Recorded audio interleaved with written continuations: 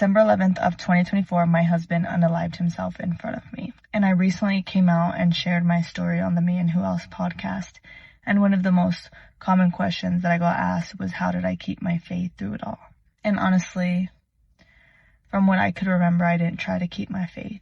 I wasn't forcing myself to believe in God. I didn't even know if there was a God. All I know is that grief shattered my life. It shattered my sense of safety. It shattered my relationships, and everything that I knew fell apart. So I think naturally people would assume that my faith fell apart with everything else. When I think about how people see faith, I think they view it as a child believing in Santa Claus, believing in something that you can't see, explain, or prove.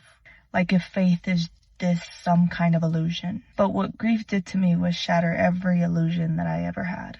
It shattered the illusion that I had control over my life. The illusion that life was somehow fair. The illusion that just because I believed in God and had faith meant nothing bad would ever happen to me.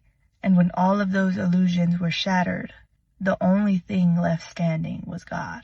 And so if faith were this illusion, tragedy would have shattered it with everything else. But it didn't.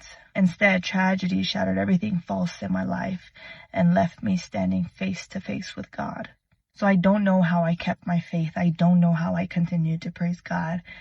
And sometimes I still question it now, because I was just a girl who wanted to be in love and have a family, and ended up being a widow and alone, experiencing one of the most traumatic and horrific things in my entire life.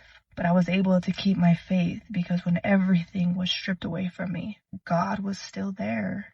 He was so evident, so present, so real.